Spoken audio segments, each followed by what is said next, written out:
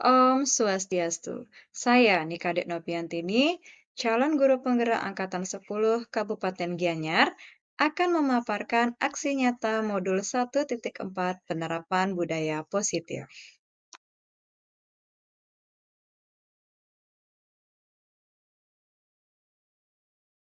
Keyakinan kelas berupa pernyataan-pernyataan universal yang dibuat dalam bentuk kalimat positif. Keyakinan kelas tidak dibuat dalam jumlah banyak sehingga mudah diingat dan dipahami oleh semua warga kelas. Keyakinan kelas merupakan sesuatu yang dapat diterapkan di lingkungan kelas tersebut.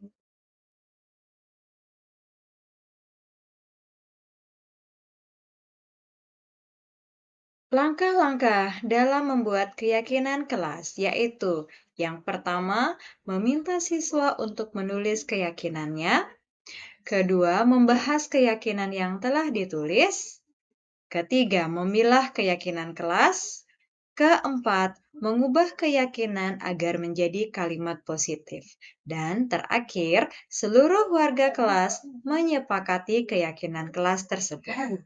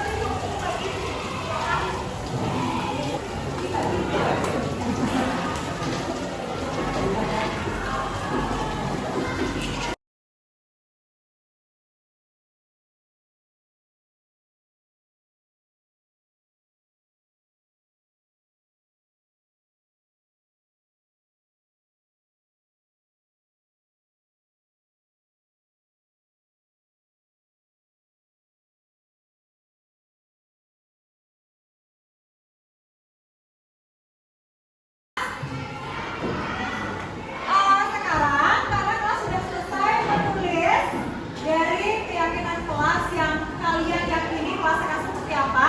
Sekarang kita akan menempelnya di papan keyakinan kelas kita. Ya, coba di antara kalian siapa yang mau menempelkan pertama? Iya. Coba dibaca dulu Sri. Coba berdiri dulu.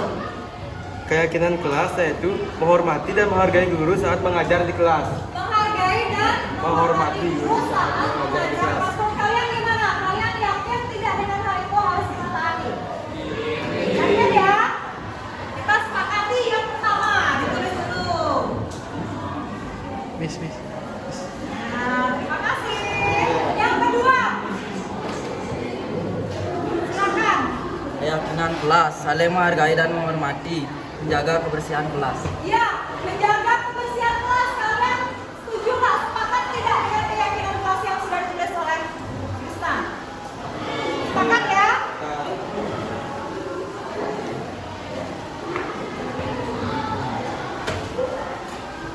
Berikutnya, Bekerja sama akan lebih kompak dalam menjalankan suatu kegiatan. bekerja sama dan Akan lebih kompak dalam menjalankan suatu kegiatan. iya, betul sekali ya. Jadi, kira-kira sepakat tidak dengan kesepakatan yang ditulis tadi? Kita perlu bekerja sama agar kegiatan tersebut ya berjalan dengan baik ya. Kalian perlu kerja sama. Kita sepakat? Sepakat.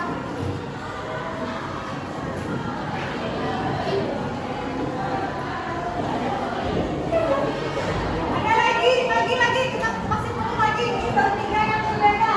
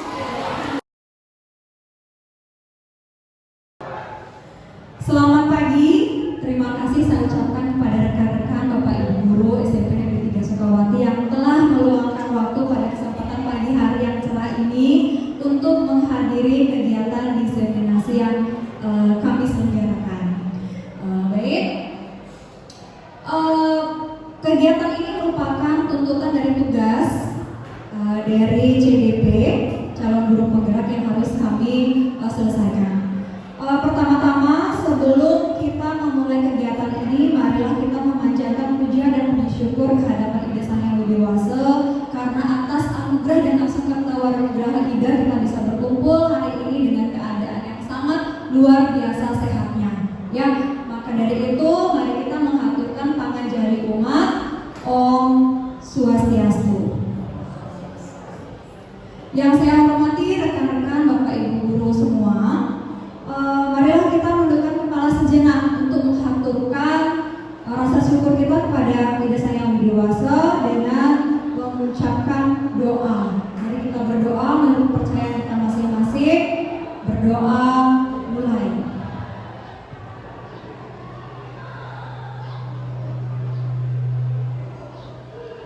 Berdoa selesai. Baik, untuk mengefisiensikan waktu, mari kita mulai kegiatan diseminasi hari ini dengan mengambil topik yaitu berbagi praktik baik dalam penerapan budaya positif di sekolah. Jadi ada susunan acara pada hari ini adalah yang kita laksanakan yaitu yang pertama kegiatan pembuka sudah kita awali dulu pertama. Yang kedua penjelasan materi oleh kami berdua. Jadi sebelum memulai kegiatan nanti saya izinkan meminta izin untuk memperkenalkan diri dulu. Jadi kegiatan ketiga nanti akan ada diskusi, yang keempat nanti akan ada refleksi dan terakhir penutup. Jadi mohon izin dulu sebelum kita beranjak kepada acara berikutnya, mohon izin untuk memperkenalkan diri. Saya Nikade Noviantini dan saya Nilailah Agustini. Baik, terima kasih. Jadi acara akan kita lanjutkan ke acara kedua yakni penjelasan materi. Baik, sebelum dijelaskan oleh rekan kita, izinkan saya dulu untuk memperkenalkan apa yang akan kita bahas pada pagi hari ini.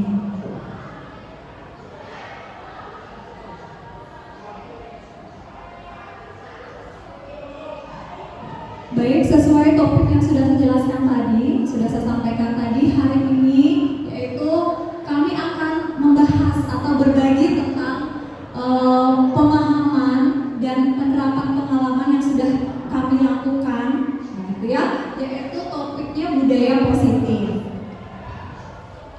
Jadi dalam budaya positif itu ada beberapa bagian yang kami berbagi untuk menjelaskannya. Baik, untuk penjelasan materi saya persilakan kepada rekan kita Ibu. Terima kasih Bu. Jadi Om Swastiastu teman-teman semuanya. Terima kasih atas waktu yang telah diluangkan pada hari ini, di mana hari ini kita akan membahas tentang budaya positif. Nah, jadi sebelum kita lanjut ke materi dari konsep inti budaya positif itu, Bapak dan Ibu di sini, ketika saya mengatakan budaya positif, apa yang kira-kira Bapak dan Ibu bayangkan tentang budaya positif tersebut? Ada yang tahu kira-kira ya?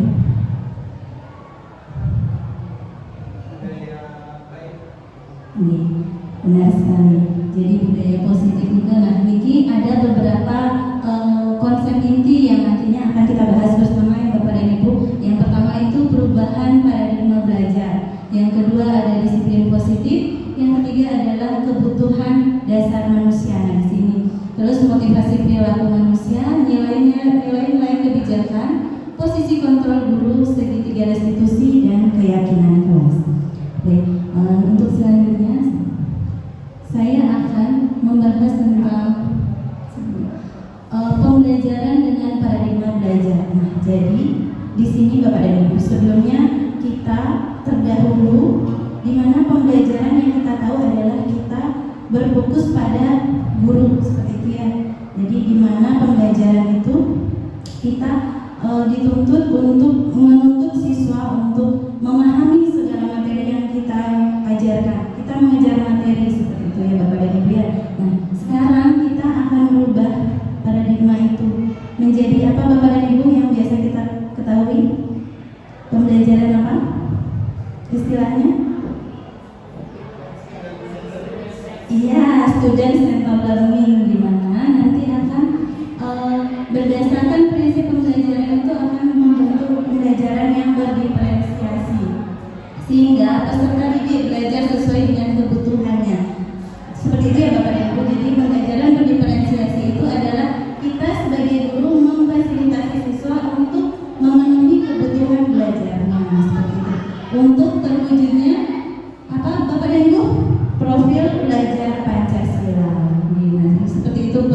pembelajaran dengan paradigma belajar baru. Selanjutnya Bapak dan Ibu ada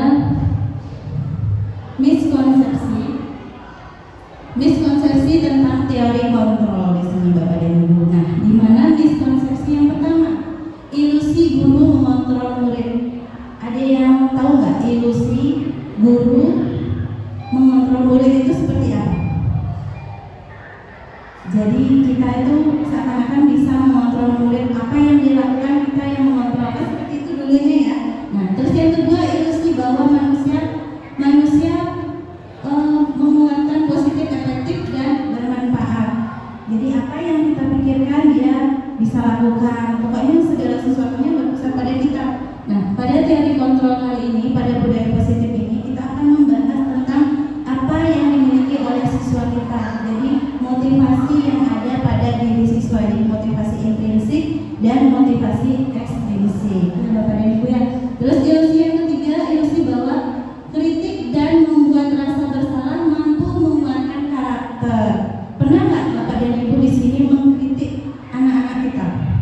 Pasti pernah ya. Tujuannya pasti kita ingin anak-anak kita tuh menjadi memiliki karakter yang positif seperti itu ya. Nah, ini merupakan salah satu miskonsepsi kita selama ini. Terus yang terakhir itu ilusi bahwa orang dewasa berhak memaksa seperti itu. Pernah nggak Bapak Ibu memaksa anak didik kita? Pernah? Pasti dulunya kita pernah ya. Tapi sekarang di sekolah kita di SMP Negeri 3 Sukawati kita sudah menerapkan yang namanya pembelajaran yang berpusat pada murid, pada siswa ya Bapak dan Ibu.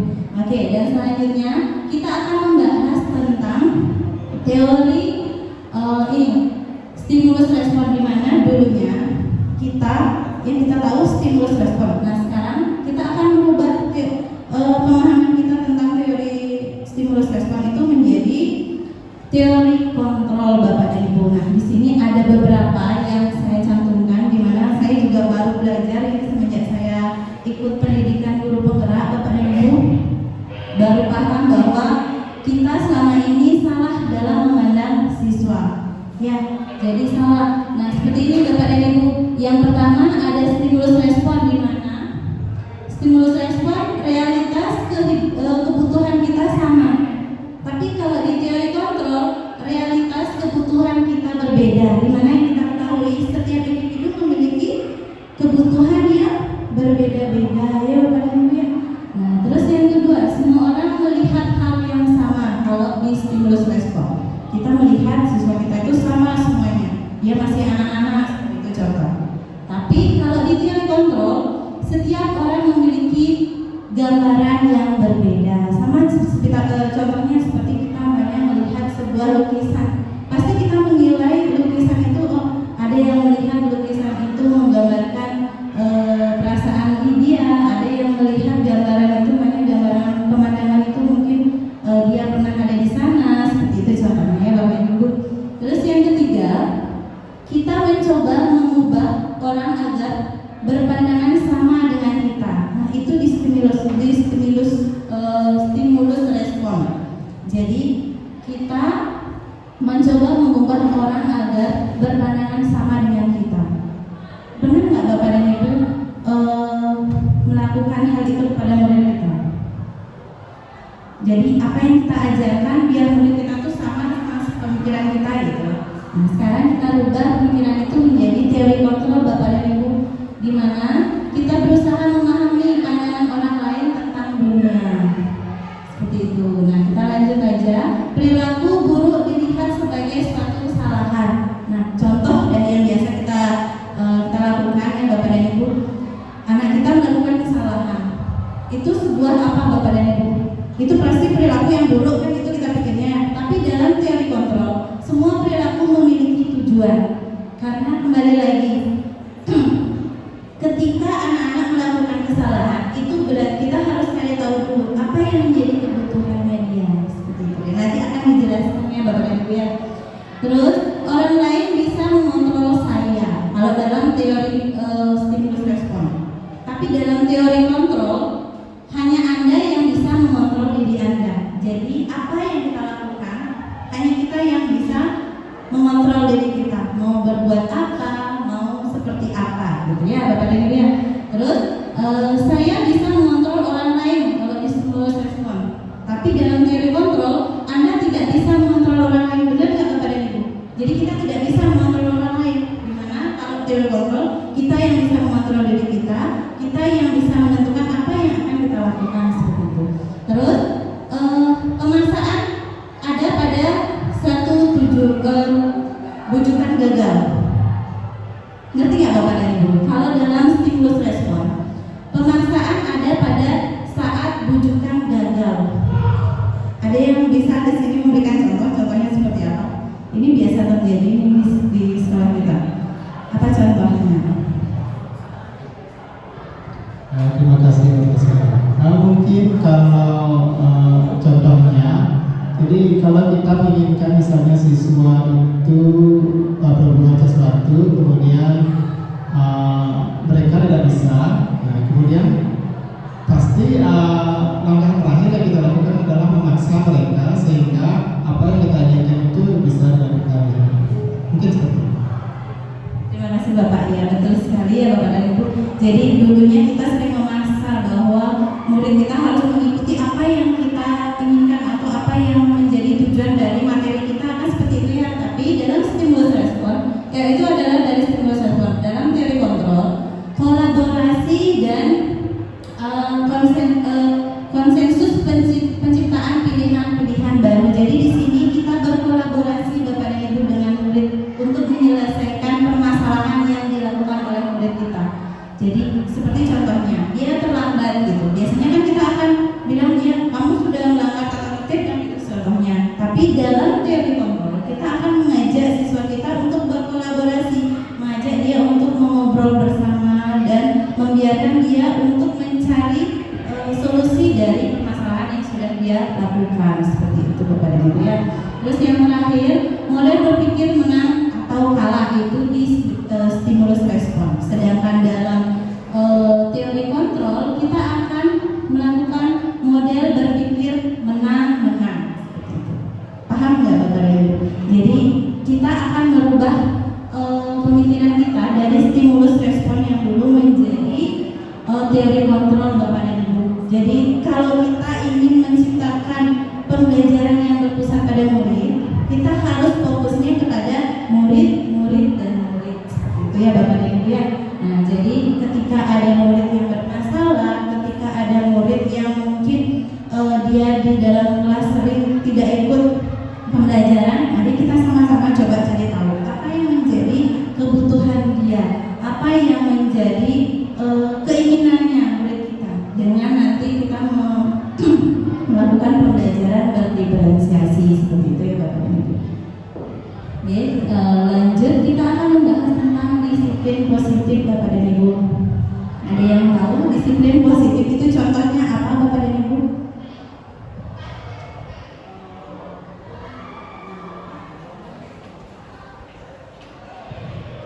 Ya, terima kasih atas waktunya. Kalau menurut saya disiplin positif itu, ini contohnya. Contohnya, misalnya kalau setiap pagi biasanya anak di sana kan menulis di lapangan, kemudian ada sidang dari ujung rambut sampai ujung kaki, dari rambut, pakaian sama sepatu dan kosmetik. Tujuannya di sini kalau misalnya sidak rambutnya itu memberikan disiplin pada siswa bahwa sebagai seorang siswa itu rambutnya tidak boleh terlalu panjang. Karena masih seorang siswa, kalau nanti mungkin dia sudah kerja atau sebagai mahasiswa mungkin boleh yang lebih panjang. Kalau pakaian, sidak pakaiannya mungkin budaya positifnya di sini atau disiplin positifnya harus memakai standar sekolah sesuai dengan tingkatannya sebagai SMP. Tidak boleh memakai pakaian di luar dari pakaian sekolah. Itu dari saya. Terima kasih. Terima kasih Bu. Jadi betul sekali ini disiplin positif itu di sini Bapak dan Ibu seperti tadi yang sudah disampaikan oleh Bu Putu Jenny bahwa disiplin positif itu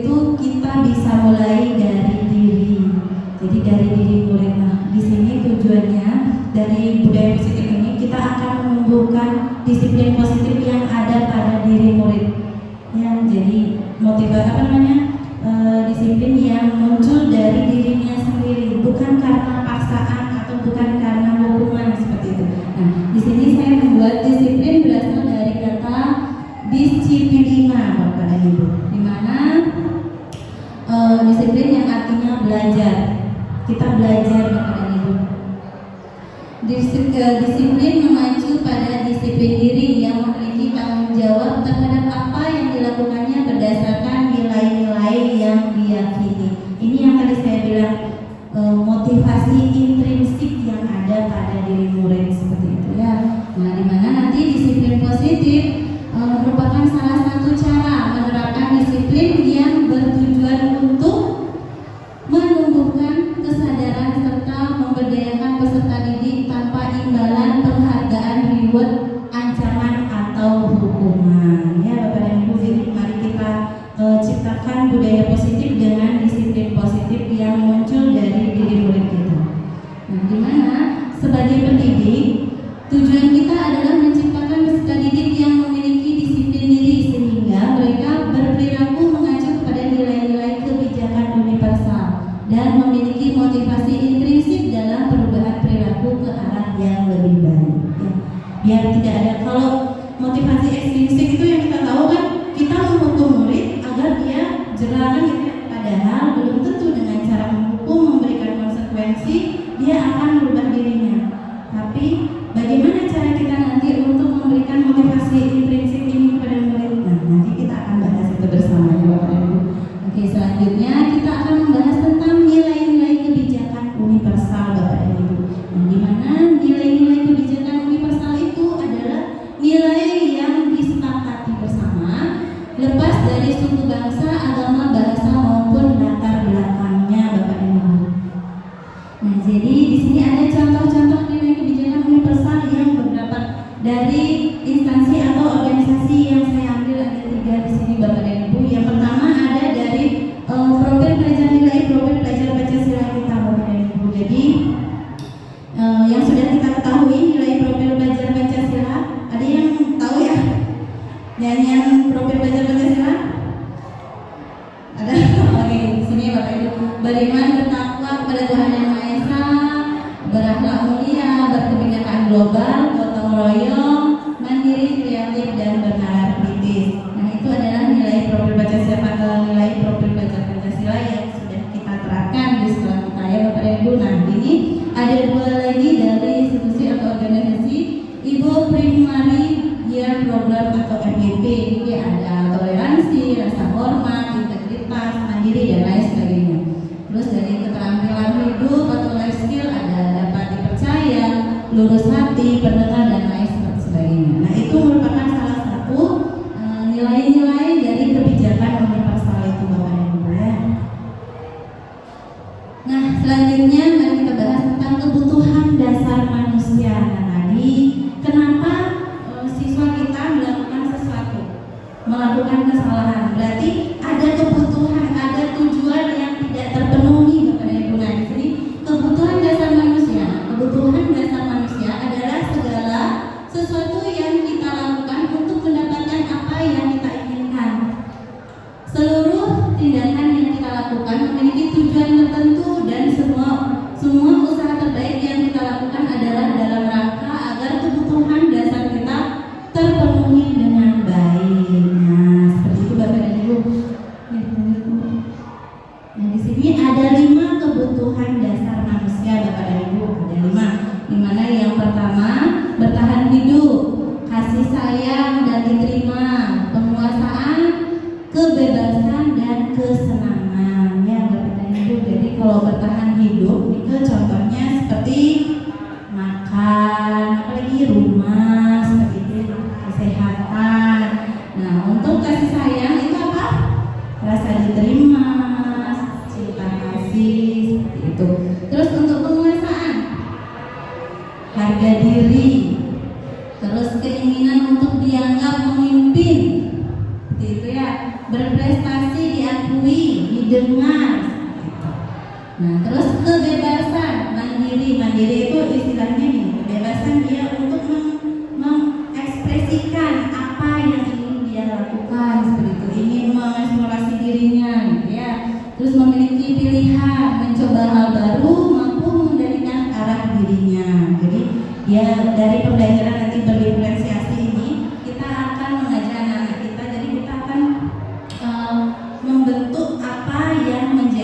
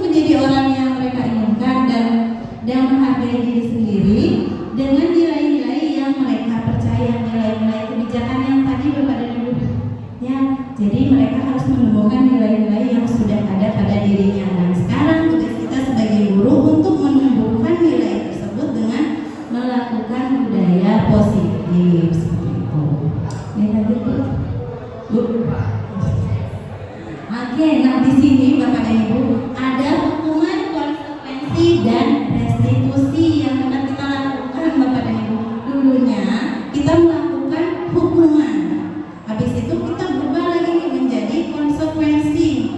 Nah yang terakhir itu ada restitusi Bapak dan Ibu.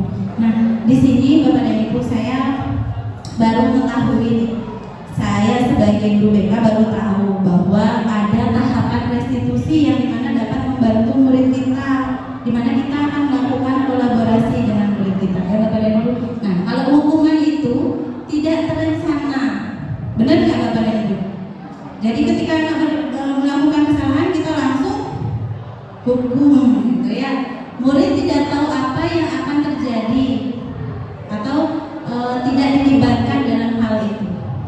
Lalu bersifat satu arah, kita aja kan, kita menghukum dia, kamu dihukum nanti gini, contohnya seperti itu. Terus berupa hukuman fisik atau psikis, seperti contohnya lari keliling lapangan, bersihin kamar mandi, seperti itu ya. Nah, terus kalau konsekuensi terencana, disepakati sesuai peraturan. Bapak dan Ibu, lanjut, murid dibuat tidak nyaman. Jadi kalau konsekuensi itu contoh, dia terlambat, kamu harus melakukan konsekuensi apa yang sudah kita sepakati. Contohnya, kalau kamu terlambat berarti kamu akan panggil gitu contoh orang tuanya. Itu kan merupakan membuat merasa murid tidak nyaman seperti itu. Terus sikap guru selalu memonitor murid. Ya. Nah, yang terakhir Bapak dan Ibu yang penting sekali ini adalah restitusi, di mana kegiatan restitusi ini proses penciptaan kondisi bagi murid untuk memperbaiki kesalahan. Nanti ini akan dibahas oleh Ibu Kadek. Jadi nanti tahapannya seperti apa? Nanti ada segitiga restitusi seperti itu ya Bapak Ibu. Nah, terus proses kolaborasi yang mengajarkan murid untuk mencari solusi sendiri. Jadi kita tidak memberikan solusi kepada murid, tapi kita mengajak murid untuk dia dapat menyelesaikan permasalahannya sendiri dengan tahapan restitusi, di mana dalam restitusi ini tidak ada hukuman, tidak ada konsekuensi, adanya nilai-nilai yang sudah diyakini. Sudah nih Bapak dan Ibu? Nih. Nah, untuk 5 posisi kontrol guru akan dijelaskan oleh Ibu Kadek selanjutnya. Terima kasih Bapak dan Ibu.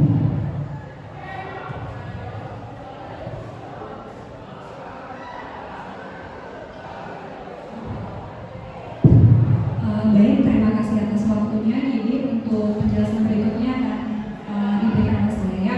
Jadi untuk berikutnya kita akan membahas tentang 5 posisi kontrol guru. Jadi ada 5 posisi kontrol guru di sini yang harus kita cermati dan coba kita ingat-ingat kembali posisi mana yang sudah harus kita ambil. Jadi kita bahas dulu ada 5 posisi kontrol. Yang pertama itu sebagai penghukum, sebagai pembuat merasa bersalah, pembuat masalah merasa bersalah. Ya, jadi sebagai teman, sebagai pemantau, dan sebagai manajer.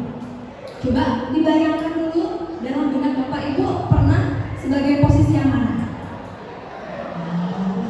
Nah, sebelum kita berpikir lagi, coba kita akan melihat apa sih yang dimaksudkan dengan manajer, pemantau, sebagai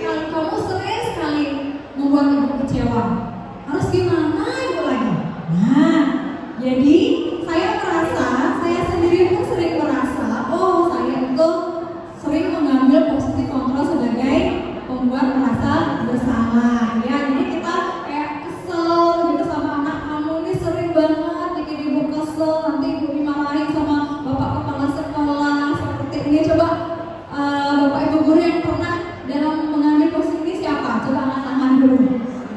Oh semuanya, ya berarti wajar saya pun sering seperti ini ya. Baik, mari kita lanjut lagi ke posisi kontrol yang berikutnya. Nah, sekarang sebagai teman, kita mengambil posisi sebagai teman dengan murid. Nah, jadi kita bisa mencontohkan analogikan seperti ini. Ayo dong, patuhi peraturan sekolah. Tolong bantu bapak, tolong bantu ibu ya kali ini. Ya sudah, nggak apa-apa kalau lain kali itu jangan berbuat seperti ini lagi. Jadi kita memposisikan diri itu melihat anak-anak kita, murid-murid kita sebagai teman. Ayolah, gitu kan? Memang ya pada zaman sekarang anak-anak itu seperti tidak ada jarak dengan kita. Ya, jadi kita bisa mengambil posisi ini ya sebagai teman. Jadi kita membuat bahwa guru itu bukan orang yang ditakuti, gitu ya, tapi adalah sebagai teman. Berikutnya kita lanjut dulu, kita melihat di posisi guru, posisi kontrol guru sebagai pemantau. Ya, jadi dalam posisi sebagai pemantau, berikut contohnya ya, kita bisa mengatakan kamu sudah melanggar peraturan. Jadi lebih tegas, gayanya lebih tegas. Gitu. Kamu sudah melanggar peraturan, kamu tahu konsekuensinya apa. Setelah upacara, kamu beli atribut sekolah yang tidak kamu miliki, topi, dasi, atau perlengkapan lainnya. Jadi kita memantau, memberikan apa yang seharusnya dia lakukan. Ya, jadi kita mendekati anak-anak, mendekati dengan kita akan memberikan solusi.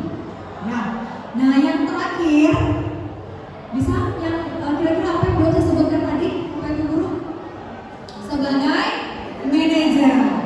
Kira-kira kalau bilang menyebut manajer itu menurut Bapak Ibu kayak gimana?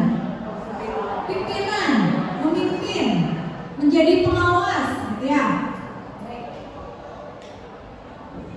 Berikut posisi kontrol sebagai manajer.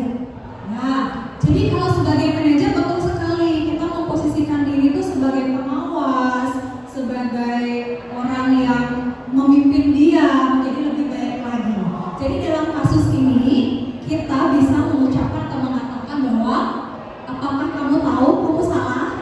Ya, jadi kita membalikan kembali, membuat si anak itu berpikir apakah perbuatan dia itu salah atau benar. Ya. Jadi kira-kira apa yang harus dilakukan untuk memperbaiki kesalahan tersebut? Jadi kita lempar, kita buat si anak itu berpikir bagaimana caranya untuk memperbaiki kesalahan. Nah, saya terus terang ketika baru mengikuti kegiatan CGK itu baru tahu ada 5 posisi kontrol yang selama ini kira-kira itu saya mengambil posisi di penghukum ataupun di pembuat merasa bersalah. Tetapi sekarang saya sudah tahu 5. Mudah-mudahan saya dan teman-teman guru lainnya bisa mengambil posisi kontrol yang lain. Kalau paling bagus itu yang sebagai manajer dan pemantau, karena menuntut anak itu mencari solusi sendiri. Ya, baik, kita lanjutkan kembali. Coba kita main tebak-tebakan. Ya, kira-kira dalam situasi ini atau kata-kata seperti ini menunjukkan posisi kontrol yang mana? Mari kita bahas ya. Masih semangat? Masih. Semangat ya. Nah, coba posisi kontrol manakah aku? Coba saya bacakan. Aduh, saya kecewa sekali dengan kamu.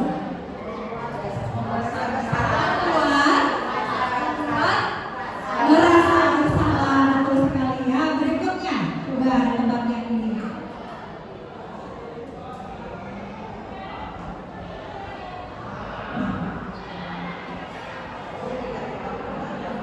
Kamu tidak pernah benar melakukan hal itu. Kamu tidak pernah benar melakukannya. Kira-kira kalau yang ini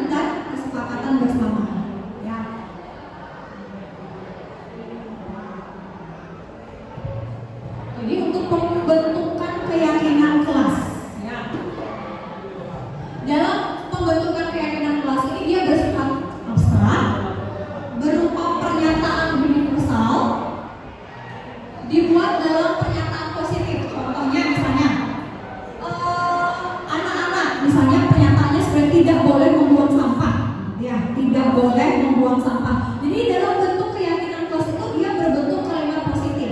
Jadi kita bisa ubah seperti apa? Buang sampah pada tempatnya atau jagalah kebersihan kelas. Jadi dalam keyakinan kelas itu kita menggunakan kalimat-kalimat yang positif, pernyataan positif. Baik, berikutnya jadi kalimat dalam keyakinan kelas diusahakan sederhana agar mudah diingat. Sesuai dengan kondisi kelas dan sekolah sehingga mudah diterapkan. Nah, jadi ini kita sesuaikan dengan kondisi kelas kita. Dan misalnya pelajaran kita, ya, misalnya kalau di saya pembelajar bahasa Inggris, mungkin ada kesepakatan membawa kamus, membawa HP jika ada instruksi dari guru, ya, seperti itu misalnya. Sedangkan berikutnya yang terakhir, semua warga sekolah, khususnya kalau kita membuat kesepakatan atau keyakinan kelas, kita melibatkan seluruh anggota kelas. Ya, berapa siswa kita di sana? Libatkan semua.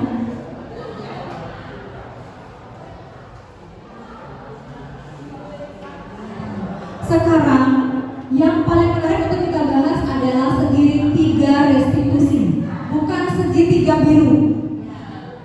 Jadi segitiga restitusi seperti yang sudah disampaikan tadi oleh Ibu Agustini, jadi merupakan suatu proses berdialog. Nah, kita kan sebagai wali, sebagai guru sering menemukan permasalahan terhadap murid kita. Jadi kita bisa mempraktekkan segitiga restitusi ini.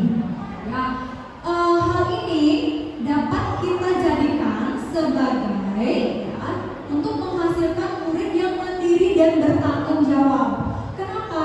Ya, karena nanti di ujungnya itu pada akhirnya murid akan mencari solusinya sendiri. Jadi kita hanya menuntut untuk mengarahkan dia bagaimana seharusnya dia bersikap.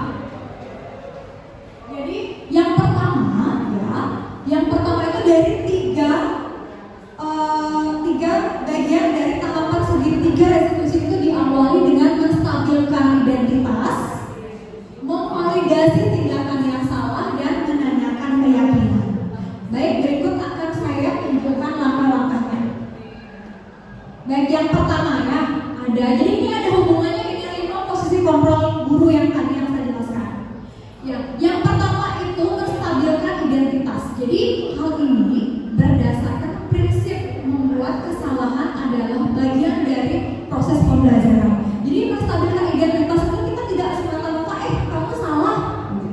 Jadi kita bisa mengucapkan hal ini. Berbuat itu wajar. Mungkin salah itu wajar, padahal salah, ya. Tapi kita masih membuat si anak ini tidak terpojok dengan kesalahannya. Ya. Jadi kita bisa mengucapkan tidak ada manusia yang sempurna. Bapak atau ibu guru juga pernah melakukan kesalahan. Jadi bapak itu tidak mau mencari siapa salah, siapa benar, tapi mau mencari solusi. Ya. Jadi kamu berhak merasa begitu. Misalnya ada murid yang barangnya diambil, oh kamu bagus, kamu sudah mempertahankan barang milik kamu. Kan ada, kita sering menemukan masalah seperti itu, ya, si anak berantem karena diusilin, begitu kan. Nah, itu bisa kita lakukan. Ini tidak semata-mata menyalahkan si anak tersebut, kamu salah. Jadi melalui segitiga restitusi ini kita akan mencari solusi dan memberikan si anak tanggung jawab. Baik, berikutnya kita lanjut ke langkah restitusi yang kedua. Setelah kita menstabilkan identitas, sekarang kita memvalidasi kesalahannya, memvalidasi tindakan yang salah. Ya, jadi kita memberi gambaran begitu, ya. Misalnya kita bisa mengucapkan, kamu pasti punya alasan kenapa bisa berbuat seperti itu. Jadi kita mencari tahu, kita menuntut atau kita membuat si anak itu berpikir bahwa memang tindakan yang dia lakukan salah. Begitu, ya. Misalnya kamu melakukannya karena apa? Jadi kamu bangga sebenarnya seperti itu, tapi kenapa kamu seperti itu, gitu, ya. Nah,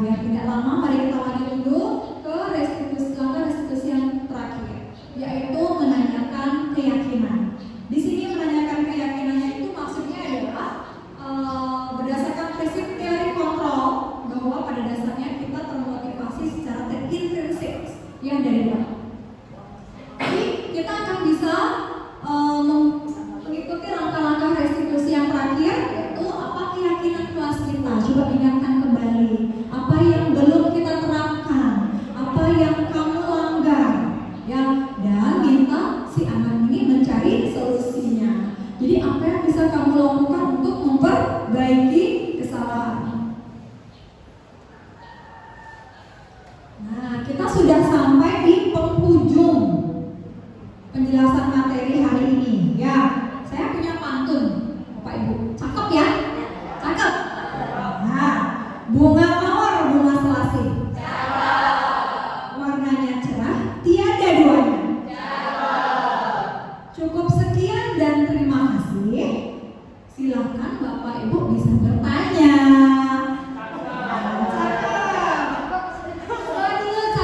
Cakep, silakan. Kira-kira dari yang tadi, silakan berikan sedikit tanggapan atau pertanyaan. Mari kita cari solusinya bersama. Mungkin saya pernah menghadapi anak seperti ini. Mari kita cari solusinya bersama. Silakan. Ayo, pasti kita di antara kita semuanya sering menghadapi anak-anak yang misalnya datang terlambat, tapi kalau sudah dikasih tahu itu terus mengulangi hal yang sama atau bagaimana. Silakan saya berikan waktu untuk memberikan sedikit tanggapan atau pertanyaan.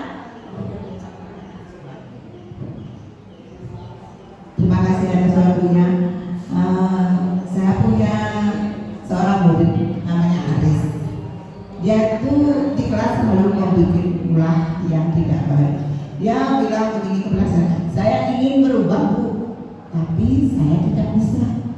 Sampai saat ini tidak ada perubahan, selalu mengusir teman. Bagaimana solusi terbaiknya? Baik, terima kasih Ibu. Kasus Ibu lumayan sangat ruwet begitu ya. Si anak bilang mau berubah tapi tidak berubah sama sekali. Baik, mari kita jadikan forum ini sebagai diskusi. Kira-kira ada teman yang ingin menanggapi sedikit bagaimana sih seharusnya kalau kita menghadapi murid seperti itu? Terima kasih. Mungkin dari dia, mungkin kita menanggapi permasalahan yang dihadapi oleh ibu tadi itu, kita mungkin bisa memposisikan diri kita kepada kelimanya itu ya. Mungkin kepada beberapa sisi kita sudah gagal. Nah mungkin kita cuma mencoba satu atau dua posisi, mungkin sebagai pembantu atau sebagai teman. Mungkin kita bisa coba posisi yang lain, misalnya sebagai manajer atau sebagai pengawas. Nah, sehingga kita meminta dia untuk mencari solusi sendiri. Nah, sehingga mungkin tadi dia akan menyampaikan posisi yang menurut dia nyaman untuk dia lakukan. Nah, mungkin selama ini kita belum melakukan hal seperti itu, sehingga dia tidak tahu dan tidak solusi yang dia terima itu cuma berupa paksaan. Nah, mungkin seperti itu, sehingga dia tidak mau berbuat seperti itu karena merasa tidak nyaman. Mungkin itu dari dia. Baik, terima kasih luar biasa sekali. Coba berikan tepuk tangan juga Bapak. Menurut Bapak Wayan Joni tadi, berarti coba kita lakukan, coba kita ambil posisi sebagai manajer di mana kita memang duduk bersama murid dan coba muridnya disuruh berpikir untuk apa yang seharusnya dilakukan agar bisa merubah diri. Ya, kita coba bersama-sama ya Ibu ya. Mungkin mudah-mudahan nanti anak tersebut bisa berubah. Kira-kira ada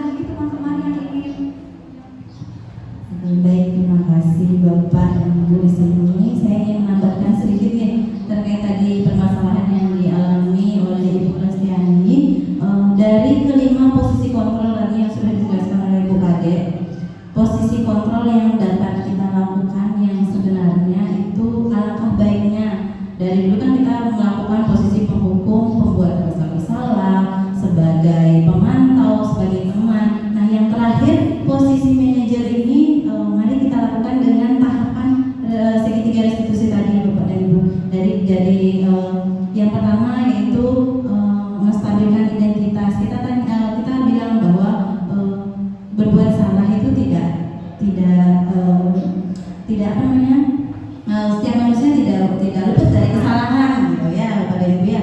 Jadi terus lanjut lagi ke tahapan yang berikutnya, yaitu memvalidasi tindakan yang salah. Kita tanyakan apa yang menjadi apa yang menjadi alasan kamu melakukan perbuatan ini, kenapa kamu melakukan hal ini.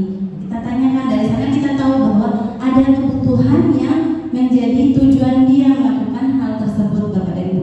Nah yang terakhir kita melakukan tahapan menanyakan keyakinan. Nah dimana nanti mari kita sama-sama Bapak dan Ibu kita buat keyakinan kelas dari nilai-nilai kebajikan tadi, nilai-nilai universal, dimana ada yang kita terapkan di sini adalah tentang nilai profil belajar Pancasila, seperti itu ya Bapak Ibu. Gimana Bapak Ibu sudah bisa nih?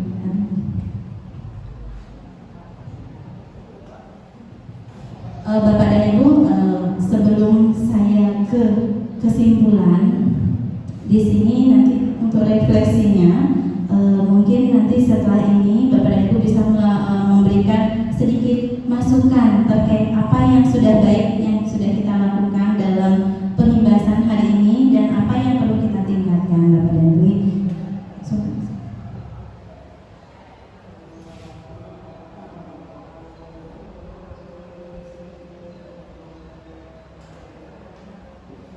Nah, jadi Bapak dan Ibu, dalam menerapkan program disiplin positif, hendaknya guru memiliki standar kepribadian profesional dan sosial yang baik, di mana guru mampu merefleksi dirinya dalam posisi kontrol saat ini. Jadi kita ingat lagi ya Bapak dan Ibu, seperti tadi yang dibilang sama Ibu Kade tadi, bahwa kita ingat lagi posisi kita di mana selama ini sebagai posisi kontrol. Terus bagaimana perjalanan diri sebagai among. Bapak dan Ibu tahu among? Among itu apa? Among itu sebagai penuntun Bapak dan Ibu, di mana mengajar itu bukan lagi kita menuntut murid, tapi kita menuntun Bapak dan Ibu, menuntun sebagai manajer. Posisi kita sebagai manajer yang menuntun murid Bapak dan Ibu. Tidak ada lagi guru yang menuntut muridnya. Jadi beda ya Bapak dan Ibu, menuntun dan menuntut ya. Nah jadi menuntun murid-murid menjadi insan yang mandiri, merdeka dan bertanggung jawab ya Bapak dan Ibu. Itu adalah tujuan kita untuk standar nasional pendidikan. Baik, terima kasih Bapak dan Ibu atas kehadirannya hari ini. Sekarang Bapak dan Ibu ada mungkin salah satu Bapak dan Ibu bisa memberikan refleksinya. Jadi kita dari kan sudah melakukan tahapan-tahapan itu. Nah sekarang Bapak dan Ibu merefleksi kita berdua, apa yang sudah baik dan apa yang perlu ditingkatkan. Siapa yang kiranya mau memberikan refleksinya?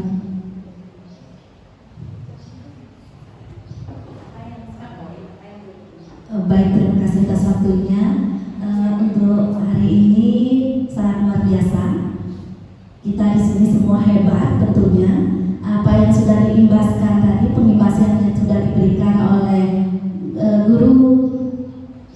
calon guru penggerak kita sangat luar biasa. Baik, yang dapat saya sampaikan di sini sudah sangat baik sekali apa yang sudah diberikan pembahasan saat ini, dan tentunya saya sangat tahu informasi tentang segitiga restitusi dan 5 posisi kontrol yang sebagai penghukum, sebagai pembuat rasa bersalah, posisi teman itu baru saya ketahui saat ini. Jadi selanjutnya akan kami sebagai guru di SMP Negeri 3 Sukawati akan menindaklanjuti apa yang sudah diberikan saat ini. Terima kasih. Baik, untuk yang perlu ditingkatkan itu masalah waktu untuk sosialisasi.